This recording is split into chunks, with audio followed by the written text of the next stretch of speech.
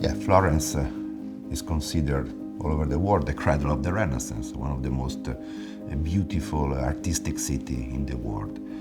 In Florence, we didn't have a very strong tradition of contemporary art, and there was a kind of cliché about this city. That contemporary art was not related to Florence, and contemporary art didn't work in Florence. We were able to destroy this cliché.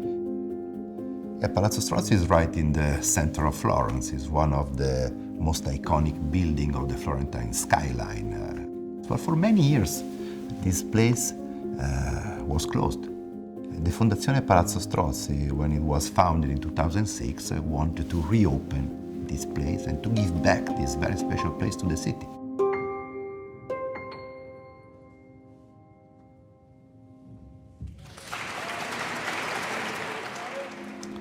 So this was a very important move because this courtyard, originally a private courtyard, became a piazza, a square, so a public space. So it became really a passage. So it became a social space. About 2 million people pass through our courtyard every year, and contemporary art became a part of this daily journey, a part of their life. They just can enter and be curious and looking the installation, or they can go further and visiting the exhibition inside. Recently with Donatello, more than 40 places in Tuscany were linked to our show, creating a real itinerary, bringing people, discovering the places and the art and the monuments important, relevant for the life and the work of Donatello. So one of the most important exhibitions on Renaissance ever made. The first comprehensive show of the master of the father of the Renaissance, Donatello. There is a before Donatello and after Donatello. With our contemporary art projects, we try to speak about very relevant issues of our times. Ai Weiwei was a perfect artist for this, and the installation on the facade, including some lifeboats, a series of lifeboats surrounding the 3 facades of the palace, was a groundbreaking installation. Nobody has ever seen anything like that in Florence, I would say also in Italy. And this was, in a way, a very, very successful operation that we had at Palazzo Strozzi. The exhibition Olafur Eliasson nel tuo tempo wants to challenge the perception and the senses of the visitors. And doing that, it wants to challenge our mentality, the way how we look into the reality.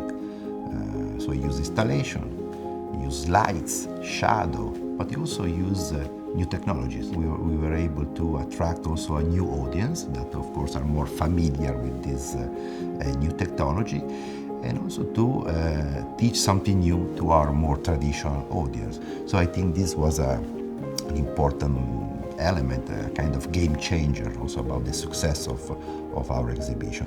At the same time, we think that these new technologies involved in digital art are the revolution of our times.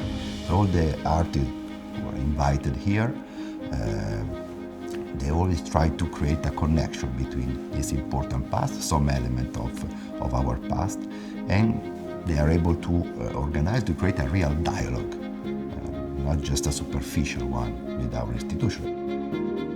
Probably the most important shift in the last year, that museums are becoming important not only for what they have inside their walls, but they are important because of what they do also outside their walls. So I think our role as director is always to be reactive about what is happening and to make these spaces, this institution, always open, accessible, because we became part of a big community.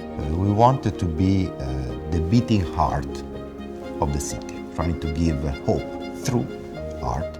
This social function, I think, is becoming more and more central for our mission.